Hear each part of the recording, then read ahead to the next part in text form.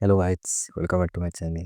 तो आज मैं बात करने वाला हूँ टर्म इंश्योरेंस के कुछ ऐसे पॉइंट्स के बारे में जो आपको पता ही नहीं होगा या फिर आपके एजेंट ने आपको बताया नहीं होगा। तो चलिए उस पॉइंट्स को इलाबोरेट में डिस्कस करते हैं, वीडियो में बने रहिएगा।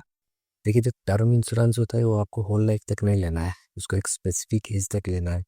क्योंकि जैसे आपका 60-65 साल हो जाए तो आपके बच्चे का 25-30 साल हो जाएगा और 25-20 साल में वो अपना करियर स्टार्ट करके अपने पैरों पे खड़ा हो जाएगा।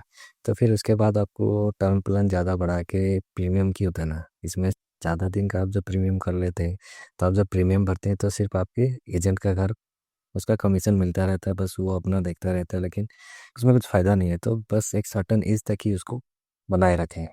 सेकंड, टर्म इंश्योरेंस और लाइफ इंश्योरेंस में डिफरेंस क्या है? देखिए, लाइफ इंश्योरेंस में जितना आपको कवरेज मिलता है ना, उससे कई गुना ज़्यादा आपको टर्म इंश्योरेंस में मिल जाता है। जैसे कि जितना आपका इनकम है, एनुअल इनकम का इंटू 25x आपको मिल जाता है क्या, टर्म इंश्योरेंस में, जो कि बहुत ज़्यादा अमाउंट होता है।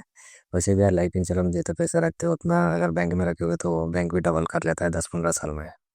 थर्ड पॉइंट, जितनी कम एज में आप टर्म इंश्योरेंस लोगे उतना आपका प्रीमियम कम रहेगा, और ये एज के साथ हेल्थ हेल्थ इंश्योरेंस के जैसा बढ़ता भी नहीं है, तो आपको प्रीमियम कम ही देना पड़ेगा।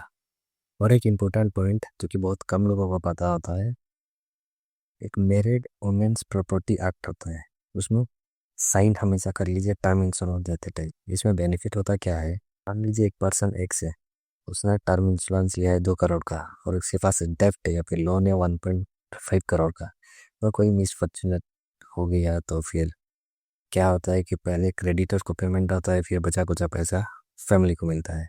लेकिन आप अगर ये married women property act sign किया हुआ है तो टोटल पैसा पहले आपको आएगा, उसके बाद फिर कुछ जो बचा बचा क्रेडिटर को जाएगा।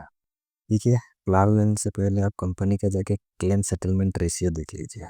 जैसे कि मान लीजिए कंपनी को 100 क्लेम आए हैं और कंपनी ने 98 या 99 अप्रूव कर दिए हैं, तो उसका रेशियो 98% या 99% रहेगा। तो जितना अच्छा क्लेम सेटलमेंट रेशियो रहेगा उतना अच्छा है। Second, amount settlement ratio. अगर मान लीजिए पहले एग्जाम्पल के जैसे हम देखते हैं कि कंपनी को आया है 100 करोड़ का सेटलमेंट और कंपनी ने 98 या 99 करोड़ तक का सेटलमेंट किया है, तो फिर इसका क्लेम सेटलमेंट रेशियो बहुत ही अच्छा है, 98-99% हो रहा है। उसके बाद हमें देखना है क्लेम रिजेक्शन रेशियो, कंपनी के पास कितना क्लेम है और वो कितना रिजेक्ट भी किया है। ज़्यादा रिजेक्शन होने से वो भी अच्छा नहीं होता है।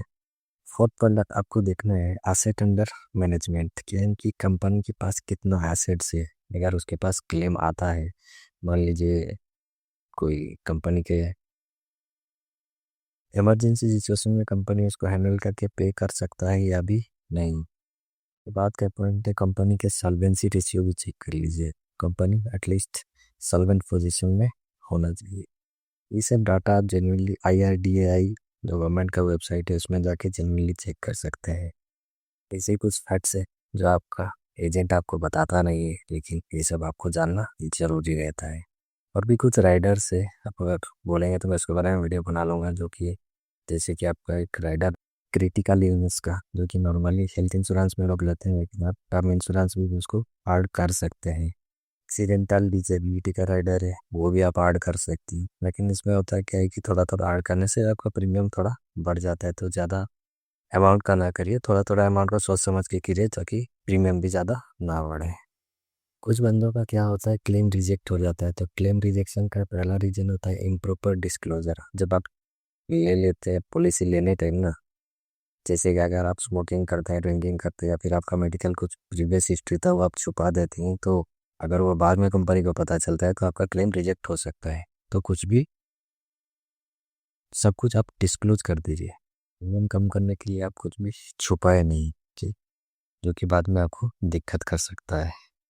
ठीक, आपकी बार पॉलिसी लेने से पहले ये सब पॉइंट्स को ध्यान में रखिएगा, उसके बाद पॉलिसी लीजिएगा। और हाँ, पॉलिसी अच्छा हम अगर आप ऑनलाइन ले लें, क्योंकि जो एजेंट का कमीशन आता है वो कट जाने के बाद आपका प्रीमियम थोड़ा सस्ता भी हो जाता है।